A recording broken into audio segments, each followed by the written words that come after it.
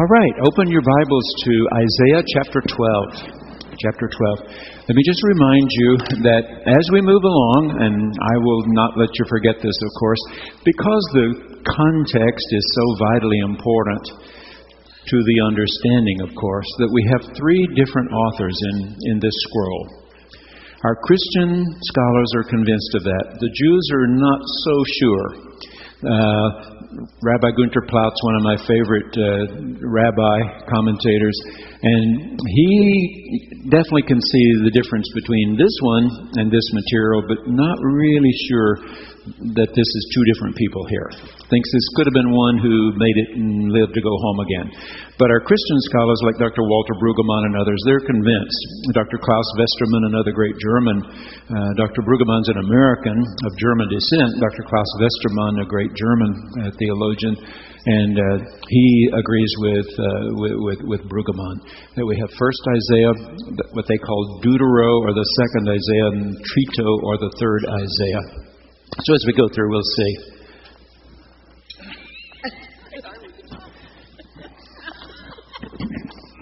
You do not know what a heavy load I carry.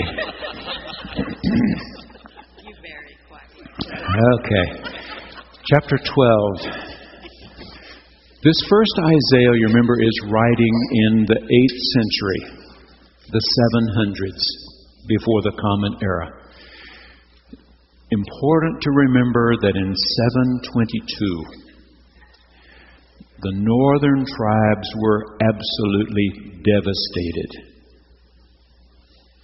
The Assyrians had expanded their empire immediately north of Israel, modern-day nation of Syria, part of modern-day Iraq they had taken, all of modern-day Lebanon. So the Assyrian Empire loomed large. Okay. Nineveh, the great city. That's why the book of Jonah is so important. That Israel, we think today that Jonah is a parable. If you would, it's a parable of Israel. Can you love even the Ninevites? Can you go to Nineveh and tell them about the one true God and His love for them? That's what the book of Jonah is all about. So Nineveh, the capital city of this big, burgeoning empire that swoops southward and just burns, pillages, rapes, plunders. And the Bible is very clear that they rounded up all those who survived that first war and took them north, intermarried with them, and so on, so they ceased to be a separate people, actually re-inhabited the area with people the Assyrians sent down into it. So only these two southern tribes endure, and they're called Judah. And this author is writing into that tough situation. I mean, that just any day the Assyrians might come again. Right now they're only demanding tribute, that Judah pay lots of taxes.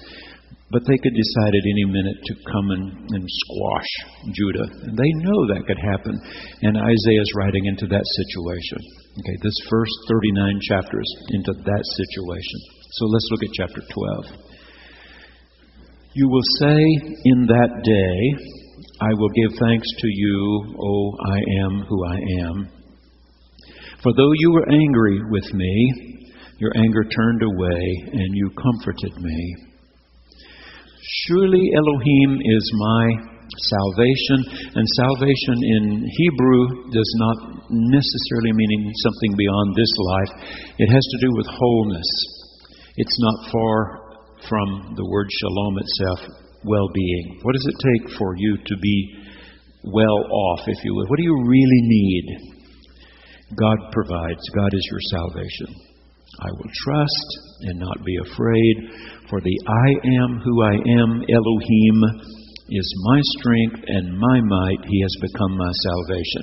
And if those words sound pretty familiar, they're almost identical to what you have in Psalm 27. That second verse is contained in the Hebrew almost identically in the 27th Psalm, one of my favorites. With joy you will draw water from the wells of salvation. When I was a student and learning, trying to to hear different preachers, as many as I could, to see how they develop Scripture. I remember the pastor at Summit Street United Methodist Church in Marshall, Texas, a guy named Bob Hardwick, preached on this little verse right here. With joy you will draw water from the wells of salvation. And he talked about different wells. So he used it as an allegory for him. And you will say, in that day. Now notice in verse 1, you have that expression, in that day. And here in verse 3, you have it again, in that day. Give thanks to the I am who I am. Call on His name. Now remember, ancient folks thought if somebody is particularly powerful, their nation is defeating other nations, then maybe they have the right God. I mean, that was a real question. Who has the right God? And so to call on the name of Israel's God, remember I've told you numerous times that a lot of tribal groups in the Middle East had similar names for God. El. El. I mean, the Muslims still have Allah, have maintained that word all these centuries. Baal, one of the primary gods of fertility, had a very similar sounding name. But Eye, Asher, Eye doesn't sound like any of the rest of them. The I am who I am. So call on that name given to Moses at the burning bush. Make known His deeds among the nations. Proclaim that His name is exalted when all these nations around you are exalting the name of their gods, not yours. So sing praises to the I am who I am, for He has done gloriously. Let this be known in all the earth. Shout aloud and sing for joy, O royal.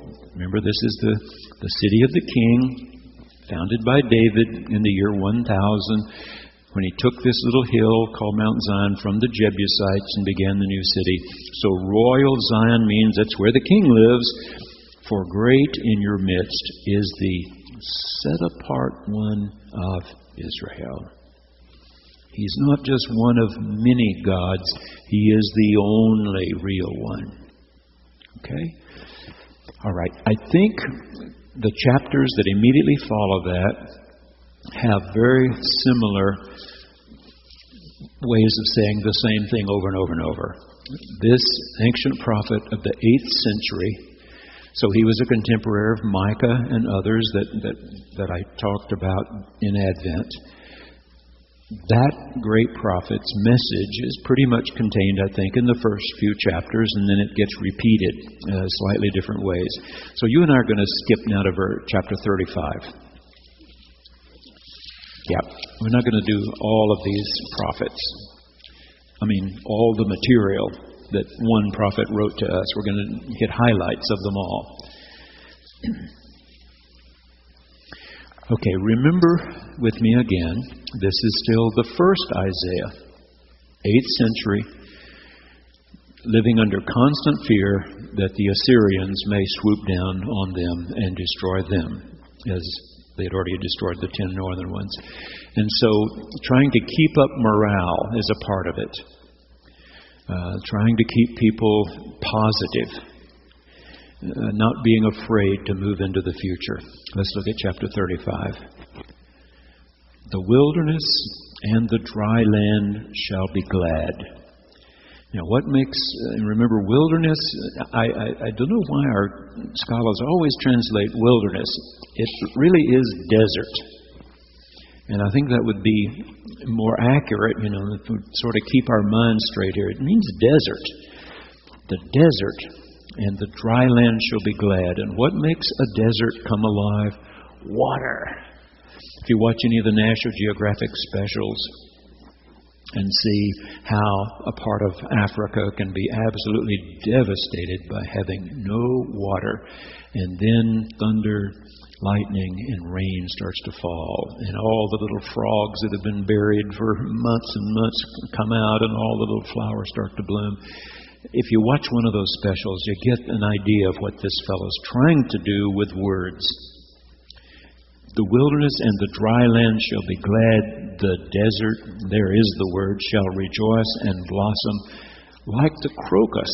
It shall blossom abundantly and rejoice with joy and singing. The glory of Lebanon. Remember, just north of them, Lebanon has been such a beautiful country. I remember Armand Boss saying that they did business in Lebanon. His company did, and that he and Janine considered Lebanon one of the favorite places they had to go. Just one of the most beautiful places on the planet, they felt, before so much of it has been devastated. But magnificent trees, much bigger than anything growing in Israel. Oh, by the way, I didn't mean to. Let me just inject something. Did you see that Noble Drilling Company of Oklahoma has found natural gas off the coast of Israel? Did you see that? All these years, the Jews have joked about Moses making a wrong turn. If Moses had gone east instead of west, they would have had the Saudi Arabian oil fields. The first time we ever went to Israel was 1983. E.L. Thomas, some of you know E.L. and Dorothy, were with us. And E.L. has been in the oil business here in Oklahoma all of his life. He and Dorothy are still very faithful here, and they're in their 90s now. They're a wonderful couple. Well, we had a time up on the Sea of Galilee that everyone had eaten, and a lot of folks had already gone on to bed. And Mom and Dad, and this was, the first big trip they had made. The first one. They didn't travel with us every summer until Dad's death. But that was their first big one, and they were, wide-eyed. We're sitting out on the end of a pier in the Sea of Galilee, the lake, just a lake. And E.L. came out, and he and Dad started trading drilling stories, And I'm sitting there listening, and suddenly a guy walks out on the pier, and he overhears them. He's not with us. He overhears Dad and E.L. talking, and he said, "Could I pull up a chair?" And he pulled up a chair, and he was with a drilling company right then drilling in Israel, and saying, "We're finding nothing. We're drilling and drilling and drilling and finding nothing." Last week, Noble Drilling Company found natural gas. They're saying it's one of the largest natural gas finds ever. That it may meet the natural gas needs of Israel for 100 years. It's unbelievable. Just this week. All right. The glory of Lebanon shall be given to it, the majesty of Carmel and Sharon. Now, those of you who've been to Israel, you can see this in your mind.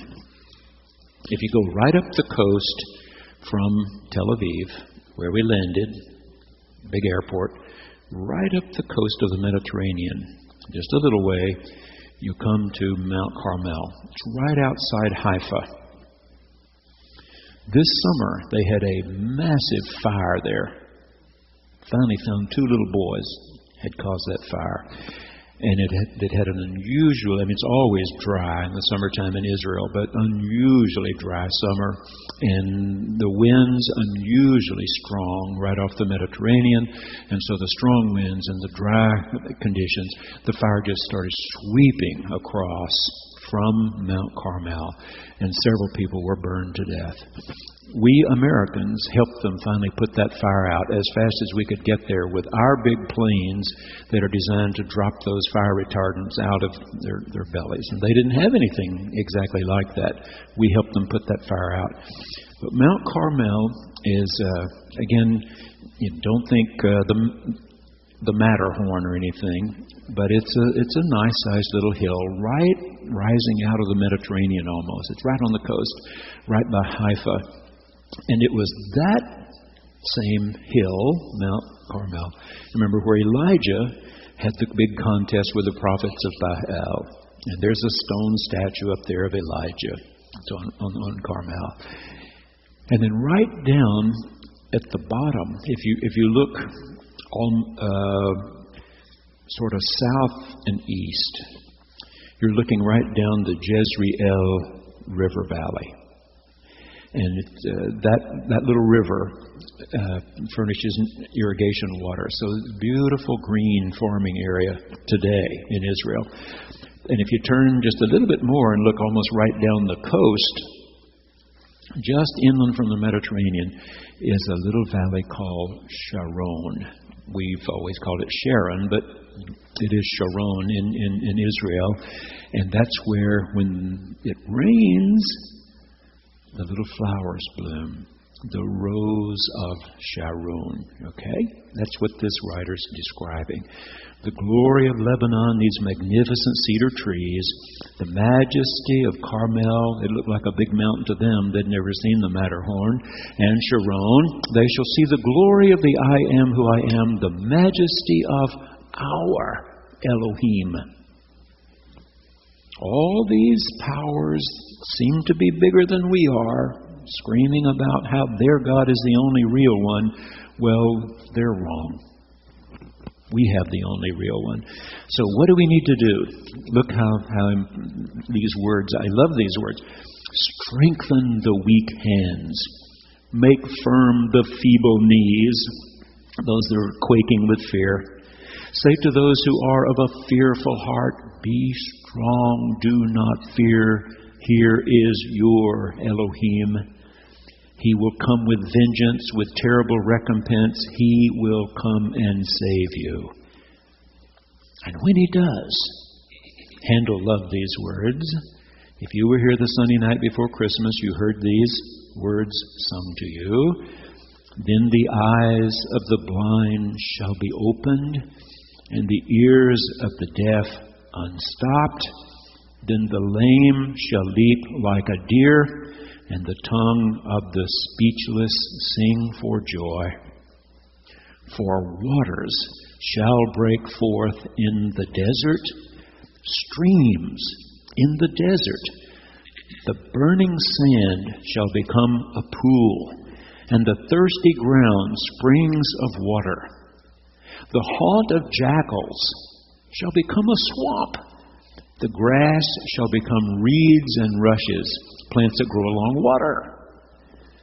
A highway shall be there, and it shall be called the holy, set apart way. The unclean shall not travel on it. This doesn't mean people who have dust on their shoes. It means spiritually, ritually unclean, of course. But it shall be for Elohim's people. No traveler, not even fool, shall go astray. No lion shall be there. They used to have lions in Israel. Nor shall any ravenous beast come up on it. They shall not be found there, but the redeemed, those bought back, shall walk there. And the ransomed of the I am who I am shall return and come to Zion with singing. Everlasting joy shall be upon their heads. They shall obtain joy and gladness and sorrow and sighing. If you've been to Venice or you've seen the picture of the Bridge of Sighs, when a person was being taken from the courtroom where the Doges had just judged them, and they go over this one little bridge over one of the canals in Venice, and a couple of little windows, they could look out one more time before they were put in the dungeon, which meant death. And they would go. That's what sighing is. And sorrowing and sighing shall flee away. So even though this prophet in the 8th century is writing about how vile Judah can be and how they in many ways deserve the judgment of God, still, when he sees them finally beaten down, hands trembling, knees knocking, tries to build them up best he can. All right, skip to chapter 40. All right, now we're moving to Deutero, or second Isaiah. Okay, the second one. All right, this is a good 135 years later. For 135 years, Judah did a pretty good job of paying enough taxes, tribute to the Assyrians, that they did not invade them and destroy them. In the meantime, of course, political situations do not remain static. They're constantly changing. So here you had this big bubble up to their north called Assyria. But just east of there, a power starting to grow, Babylon. Babylon starting to take back its own territory. Babylon, think Iraq. This is where modern-day Iraq is. So ancient Babylonia began to retake its own territory and eventually sort of went and gulped up all of Assyria. And so now Babylon not only had what it once had, but it had more than it had had. It swallowed up as much of Assyria as it could, swept southward to deal with Judah. Laid siege to the city of Jerusalem in 587. So we're about 135 years later now. 135 years. Laid siege to the city of Jerusalem when finally they could not hold out. The Babylonians breached the walls, tumbled them down, burned the gates off the hinges. You've heard me say this so many times, but to get this picture in your mind, they ransacked the temple, took everything of gold, silver, bronze, set it on fire, went to the palace, lined up all the king's sons, killed them all right in front of their father, so he would see there are no more heirs. And then after he had seen, they gouged out his eyes and force-marched him and the best and brightest away to Babylon. They took everything out of the palace, of course, of value, and then burned it too. So that was the last picture these folks had as they are marched away up to modern-day Iraq from Jerusalem and the territory of Judah. Okay. Scholars are convinced that this writer, 135 years after this writer, is in Babylon with the exiles.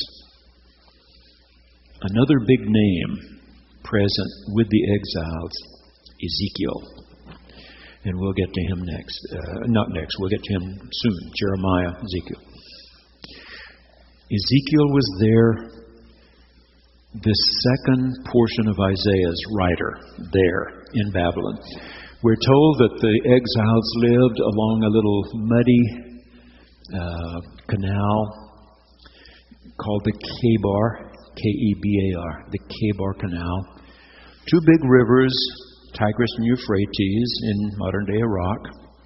There in ancient Babylon, of course. Those two rivers. The land between, those of you who studied history of Western civilization knew it as Mesopotamia. In the middle of the two bodies of water, potamy, from which we get words like potable in water.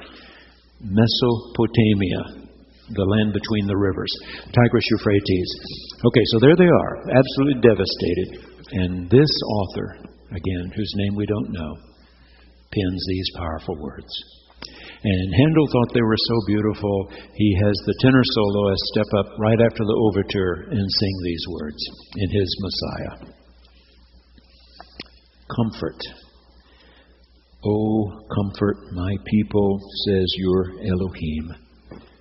Speak tenderly to Jerusalem and cry to her that she has served her term, that her penalty is paid, that she has received from the I Am who I Am's hand double for all her sins. A voice cries out. Now notice here, I've told you this before. You've been with me and I with you so long, I've told you all these things before. But here again, the King James scholars chose to punctuate verse 3 differently. They punctuated this, a voice cries out in the wilderness, comma, begin quotations. And because they saw it that way because the Greek translation of this Hebrew, called the Septuagint, though that translation was done by Jews, punctuated it that way. And so the gospel writers, nearly 600 years later, would also punctuate it that way and would see this, a voice cries out in the wilderness. John the Baptizer. See? A voice crying out in the wilderness. But our best scholars today, including Jewish scholars and Christian, thinks it was not punctuated properly. Instead, the quotation should begin right after the word out. A voice cries out. Begin quotation. Not a voice crying out in the wilderness, but a voice crying out in the wilderness, prepare the way of the Lord. And what does that mean? Believe in the sunrise when it's still 2 a.m. Believe in the sunrise even when it's 2 a.m. Believe better times are coming even when you don't see them. You're whipped, you're devastated, you're destroyed. He's trying to boost them, pick them up. Even in the wilderness, prepare the way of the I am who I am. Make straight in the desert a highway for our Elohim. Now remember, when royalty moved from place to place, people went ahead and did in fact do the best they could to make straight the way. So they didn't have to take chariots in and around rocks. Make straight the way. That long ago they envisioned Interstate 40 or 70. They envisioned Interstate 70. Make straight in the desert a highway for our God. Oh, but gee, we had to go up and down the hills. Well, guess what? Every valley shall be lifted up, and every mountain and hill be made low, which again is like an interstate. You cut the tops off some hills and you fill in the low places. The most crooked part of our going home to Carthage, Texas, has always been just south of Mount Pleasant. It has been a pain. For 31 years, that's been home for us to go down that highway. And back when we had downtown clergy who were interested in having a Thanksgiving service with us, we had the Wednesday night service. And all those years, I begged, couldn't we do it on Tuesday night? No, it's always been a Wednesday night. And I thought it was so important that Boston Avenue participate and that I participate that we would wait, do that whole service and then have the car loaded, ready to go to Carthage. So we would get to Mount Pleasant after midnight. And this is the end of November. Sometimes it's raining, it's cold, or we've had ice on the roads even. And we're driving after midnight. Well, guess what? About 5 years ago, the Texas Department of Safety decided to do something about that stretch of highway. After all these years, it was this little 2-lane, one lane going each direction, and curving through those East Texas hills from Mount Pleasant, moving on down toward Jefferson and Marshall. And guess what? They took the tops off the hills and filled in the low places and straightened it out. What Dan Holmes begged all those years to go to Fayetteville, fix a way to go to Fayetteville, Arkansas. Fix these highways. Well, this is what this ancient writer envisions. The nearest thing he could see to that, when you knock the tops off the mountains and you fill in the valleys, so that we can go home, that God can come to us and take us home. Then the glory of the I am who I am shall be revealed, and all people shall see it together, for the mouth of Yahweh, the I am who I am, has spoken. But a voice says, cry out. And I said, what shall I cry? All people are grass. Their constancy is like the flower of the field. The grass withers, the flower fades when the Ruach of the I am who I am blows upon it. Surely the people are grass. The grass withers, the flower fades. But guess what endures? The word of our Elohim will stand forever. So get you up to a high mountain, O Zion. He's saying this, writing this to a people who are living on the banks of a muddy little irrigation ditch. Get you to the highest mountain you can find, O Zion, herald of good tidings. Lift up your voice with strength, O Jerusalem, herald of good tidings. Lift it up. Do not fear. Say to the cities of Judah, here is your Elohim. See, the I am who I am, Elohim, comes with might. His arm rules for him. His reward is with him. His recompense before him.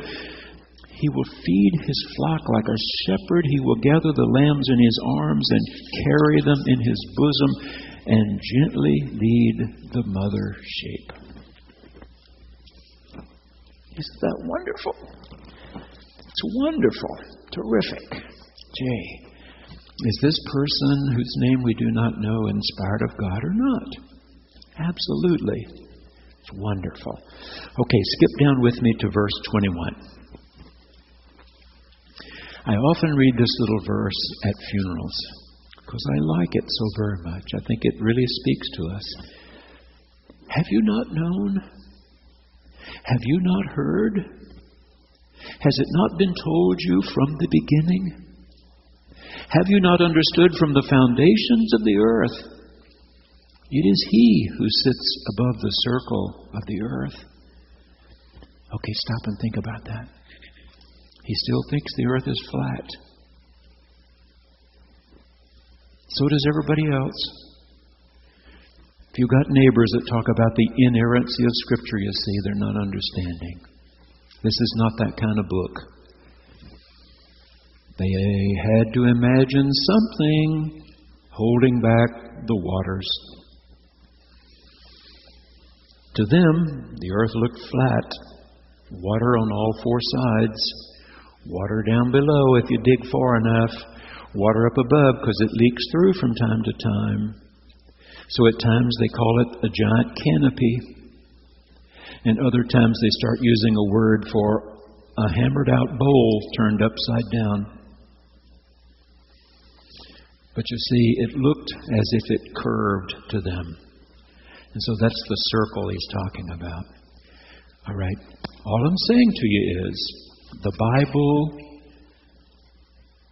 Bible is not the book for astronomy class, even geology class. It's the book for theology class, the knowledge about God. This author thinks there's something set down over the earth that holds back the waters, but the great truth for you and me here is, well, guess what? However high it is, God sits right on top of it. That's the great insight. It is He who sits above the circle of the earth. Its inhabitants, all of us, grasshoppers. But it is He, picks up again, is the He of this next.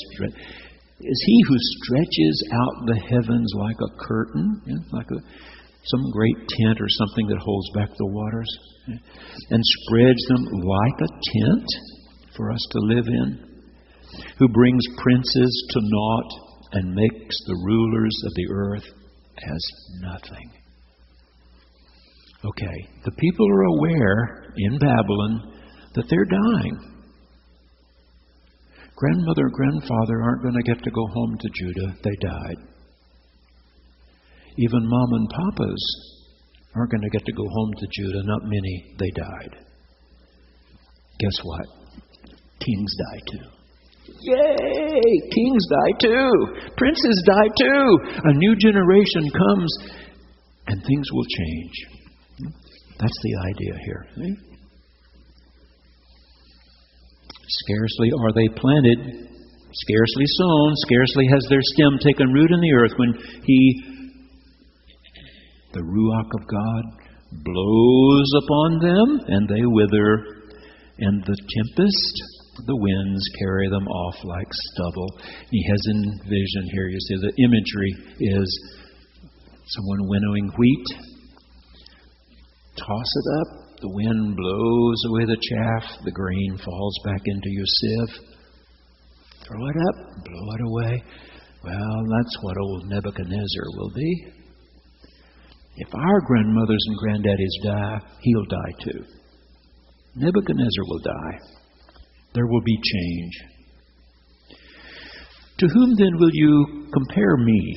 This is God speaking now through the prophet, not the prophet about himself. To whom then will you compare me? Who is my equal, says the set-apart one? Lift up your eyes on high and see who created these. Just look as far as you will. He who brings out their host and numbers them, calling them all by name, because he is great in strength, mighty in power. Not one is missing. It's very similar to what Jesus would say nearly 600 years later. Not a sparrow falls to the ground, but that my Father knows and cares. You see? What do you say, O Jacob? And of course, he doesn't literally mean Jacob. Jacob's been gone for 1,200 years. But descendants, speak, O Israel. Again, descendants. But notice, see, Jacob at the Jabbok River became Israel. Remember? What's your name? Jacob, the grabber. How would you like to be Israel? My way is hidden from the I am who I am. My right is disregarded by my Elohim. Have you not known? He asks again. Have you not heard? The I am who I am is the everlasting Elohim. All these things made of gold, silver, bronze, wood. Hey, they'll pass away. The creator of the ends of the earth. He does not faint or grow weary. His understanding is unsearchable. He gives power to the faint and strengthens the powerless. And we know these words, even youths will faint and be weary, and the young will fall exhausted. But those who wait for the I am who I am shall renew their strength. They shall mount up with wings like eagles. They shall run and not be weary. They shall walk and not faint. Isn't that beautiful? Wow. That one should be so gifted, one should be so inspired of God to write such wonderful words. Any questions about that? Okay, skip 41, let's go to 42. We won't read everything, I tell you. Just some good parts here. Some better than other parts. How's that? Here is my servant. Now this, of course, we're still in Babylon. This is still the second Isaiah. Here is my servant whom I uphold, my chosen, in whom my soul delights. I've put my ruach upon him. He will bring forth justice to the nations. He will not cry or lift up his voice or make it heard in the street. Now notice here what you and I need to hear. First of all, what he's saying to his generation and what the gospel writers heard him saying almost 600 years later. Remember the Messiah that they all had envisioned, all of them had envisioned, would be a ruler on the throne, with the armies, with the chariots, driving out the enemy. That's what everybody imagined. That's not what they got. That's not who Jesus was. It's not what Jesus did. So they had to go back in their scriptures and look for passages that might have been describing what they got. And here they found words they felt that described the one they got, Jesus. Okay. So listen to it. A bruised reed, okay. You ever seen a reed that's hollow in the middle, like a cane? If it's ever broken over, it doesn't really straighten back up. But how cruel to take a reed that's already been bruised and break it off. Well, this one we got didn't do that. A bruised reed he will not break. A dimly burning wick he will not quench. I mean, he sees these people in Babylon. They're the bruised reed. They're the dimly burning wick. Will God just pinch that dimly burning wick and snuff it out? No, He will not. And if God would not do that in Babylon, then guess what? God present in Jesus would not do that either. Instead, He will faithfully bring forth justice. He will not grow faint or be crushed until He has established justice in the earth, and the coastlands wait for His teaching. Thus says Elohim, the I am, who created the heavens and stretched them out, who spread out the earth and what comes from it, who gives ruach to the people upon it, and ruach to those who walk in it. I am who I am. I have called you in righteousness, that is to stand right here. I've taken you by the hand and kept you. I've given you as a covenant to the people, a light to the nations. I mean, even as devastated as they are, God is saying, I've entrusted my mission to you. I'm not going to let the Babylonians snuff you out as the Assyrians snuffed out your cousins. I will not. You are going to be my people conveying my word to the nations. Okay? I have given you as a covenant to the people, a light to the nations, to open the eyes that are blind. And here he means those that don't really see what's going on. To bring out the prisoners from the dungeon, from the prison, those who sit in darkness. Remember, prisoners in those days were not rapists and murderers. Rapists and murderers were killed on the spot. People in prison were the poor, couldn't pay their debts. If you stole something, they cut your hand off, turn you loose. People in prison were the poor. I am the I am who I am. That is my name. My glory I give to no other, nor my praise to idols. See, the former things have come to pass, and new things I now declare. Before they spring forth, I tell you of them. What does he realize? Hey, it's still 2 a.m. My job is to try to convince my people, God's people, that the sun will rise. That's what he sees his job. And he knows it's a tough one. He's got a tough job. Okay, let's skip and go to chapter 43.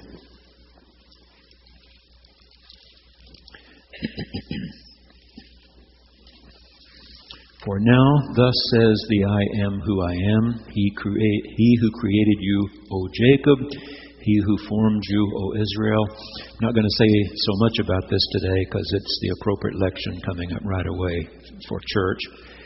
But if you look at the words here in the first verse, created and formed, it's the same words used about God and the first little human he made, the more primitive creation story. Genesis 2. In Genesis 2, you remember one morning when the dew had settled in the dust, God went out onto the plain, scooped up the moist earth, flopped it down on a potter's wheel. I mean, that's what the Hebrew language says. Began to treadle, and as the little clay ball went round and round, God molded, shaped, formed, took it off, and went, and the little man jumped down off the wheel. And God said, that was fun. Let you and me make some other things. I'll make them, you name them.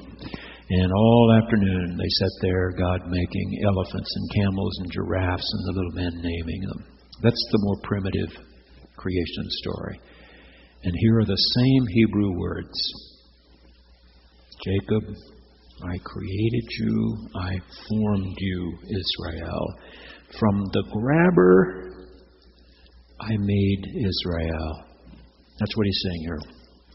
Now thus says the I am who I am, he who created you, O Jacob, he who formed you, O Israel. Do not fear, for I have redeemed you. This word redeem, I've told you, can mean a slave market It's definitely used there in Old Testament times, but it can also mean a family member who goes and makes things right for another family member who's lost his or her land. When Dr. Brandon Scott was here giving the Barton Clinton Gordy lectures, he said, if you lost your land in biblical times, then you were destitute. As long as you had land, you could dig and plant and grow. People with land may not have much, but they can grow something to eat.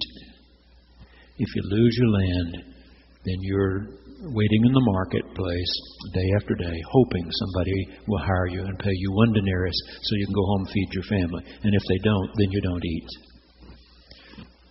So if a family member had gotten into some kind of dire straits and land was being lost, the Redeemer went and made that debt right and said, here's your land. Okay, so what's happened to Judah? Babylon has come and taken their land. It belongs to Babylon. When this person writes, well, guess what? I will get back your land. That's what's being said here. I will get back your land. I've called you by name.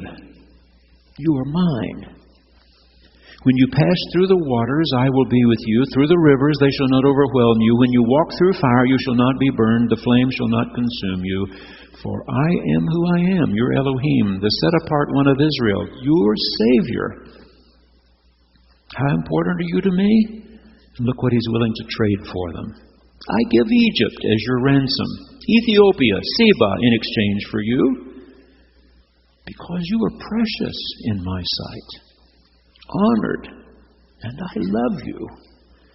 I give people in return for you, nations in exchange for your life. Do not fear, for I am with you. Same words He used with Abraham and Sarah. You want to have a baby? You want to become a new and separate people? Roll up your tent, pack up your bed, come with me. I will be with you. Where are we going? I will be with you. Come with me. I will be with you. To a people devastated in Babylon, I will bring your offspring from the east and from the west. I will gather you. I will say to the north, give them up. To the south, do not withhold. Bring my sons from far away, my daughters from the end of the earth, everyone who is called by my name. Here are the same two verbs, whom I created for my glory, whom I formed and made. Skip to verse 16. Thus says the I am who I am, who makes a way in the sea, a path in the mighty waters, who brings out chariot and horse, army and warrior. They lie down, they cannot rise, they are extinguished. Once again the little lamp quenched like a wick. So to these devastated people he tells them, do not remember the former things, or consider the things of old. I'm about to do a new thing. Now it springs forth. Do you not perceive it? No, they don't perceive it.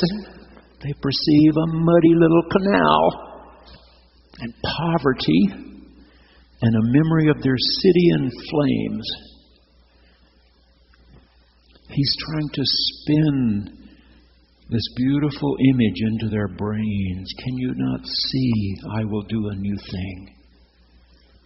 Don't focus on the way it used to be. I'm going to do a new thing. They remember how long it took them to be force-marched all the way from Judah. Look what he says. I will make a way in the desert. Rivers in the desert. When land was given over, not used, not cultivated, and so on, then the wild animals would reassert themselves, and the jackals, are predators. The wild animals will honor me, the jackals and the ostriches, for I give water in the wilderness, rivers in the desert, to give drink to my chosen people. Here you have the verb again, the people whom I formed. I molded you, I fashioned you for myself, so that they, my people here, might declare my praise. So when there are many who are saying, well, gee, if Babylon is so powerful, then maybe Marduk is the right God. Maybe Marduk is the right God. And surely. So what would their image be of other human beings? That they were not created by God? No. The question, what would the Jews' image be of other people, that they were not created of God? No. The Jews always saw their stories before Abraham and Sarah as involving everybody. That their creation stories involved everybody. And then at the time of Abraham and Sarah, that God singled them out. But God singled them out to be messengers to the rest of the world. That there's only one God, this is what He expects of you, and this is what you can expect from Him. And that's what covenant's all about. You know, it's a contract, so to speak, and God was telling Abraham and Sarah what they could expect from Him. I will give you a son, I will give you a land, I will give you a place, I will be with you. Now, you give me heart, mind, and soul. I want the best of you, always. So it's always a covenant relationship. And when we Gentiles were added into the mix, when we understood finally that and you understand Gentile just means non-Jew. It's not a derogatory term. It's just a non-Jew. Anybody who's not a Jew is a Gentile to them. That God let us see His revealing of Himself in Jesus of Nazareth, and that we became a part of the mission. And our mission is the same as Israel's mission, and that is to help convince the rest of the world there's only one God, and it's Israel's God, it's Jesus' God, and this is what He expects of us, and this is what we can expect from Him. It does make a difference who one's God is. It also makes a difference how one believes that God has been revealed. I mean, there are only 3 monotheistic religions in the world today. First came the Jews, then the Christians, then the Muslims. But the way we believe God revealed Himself makes our faith communities different. If you think Moses understood God better than any other human who's ever lived, then you could be a Jew. If you think Muhammad the prophet understood God better than anybody else who's ever lived, then you could be a Muslim. If you believe Jesus of Nazareth is the clearest revealer ever of God, then you should be a Christian. So even if we acknowledge that we are the 3 monotheistic religions, all of whom are worshiping the same God, the way we believe that God has chosen to reveal Himself is still very important. Very important. Okay? All right. We didn't start with 49, did we? Okay. Well, we've only got about 5 minutes here, and this is another very important passage. I'm going to deal with just 3 more parts of 2nd Isaiah, and then we'll be ready for 3rd Isaiah. So you can see we are skipping a lot that we read when we went through the last 2 times. But still, there's so many good parts. I mean, unusually good parts. It's all God's Word, of course, but some parts unusually good and unusually helpful, I think. Have any question about anything that we've said this morning, done this morning, or something going on in your world that you'd like me to reflect on with you for a minute? We have 2 or 3 minutes here if you have something that's not clear to you about what's going on. Okay. All right. Well, I've been telling you for weeks, that we needed to have a big December, and we did have a big December. Our hourly employees and secretaries and so on, if they didn't have vacation, if they had vacation time left, they had to get through with it by December 31st. They can't carry over. And so we had some substitutes around, and we had one of our members who was substituting as receptionist Friday afternoon. And it was a work day for us. We were all here. Those who didn't have vacation time were here all day Friday. And so late, just before 5 o'clock, I went down to see if the mail had ever run, and it didn't. The post office never brought our mail on Friday. Of course, if you had pictures in the mail and it got postmarked, that's all that matters. It will still count in 2010 if it got postmarked in 2010. But anyway, it didn't come. The mail didn't come. And so, as I said to her, well, see you Sunday. She said, you know, I've heard you say all these years, how many people wait till the afternoon of December 31st to bring their check? But I thought you were kidding. And she said, one after the other, some of them almost literally running and saying, where's the finance office? And she was directing them to the elevator so they could get their checks upstairs to Lillian. But we're grateful. We don't have a final accounting until we get the mail. But all those who could hand deliver for 2010, that's passed now, and it'll have to be postmarked to be counted as 2010. Otherwise, we're on into 2011 at this point. But people finally really came through in the last month, and so we sent off all of our apportionments that we get behind on, and this year was a little tougher than most. Out of my 31 times I've been through this closing of the year with you, this was our fourth toughest. The two toughest ones were still right after 9/11. 2002, 2003 were the two hardest of all. And then the third hardest since I've been here, financially I'm talking about, was 2009. And the fourth one, not quite as bad as 2009, but close, 2010.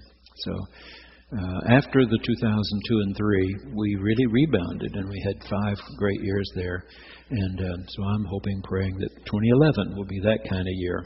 People seem to be regaining their confidence as we receive their cards this fall. So we're hoping 2011 will be a little bit easier financially.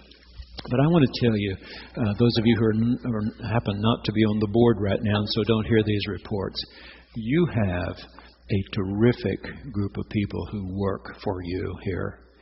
I hear other ministers when I go this Wednesday. I'm hosting here in Tulsa pastors of some of our biggest Methodist churches in the country. And I hear some of them say, I'm a musician. I could kill him. I could do this. My children's work are this. Because they won't live by the budget and so on. Brenda Reed, and she and I, the finance secretary, were talking at noontime on Friday about where we were at that point. And Brenda said, once again, when we told our staff people the kind of year that we were having and what was happening, every department came in under budget. Every department came in under budget. Nobody overspent. They really are terrific.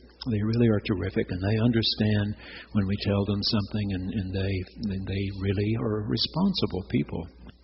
And we all understand we will finally live on whatever you're willing to give. We will live on that, I can assure you. If you haven't been to church, don't rush off. I'll be right back.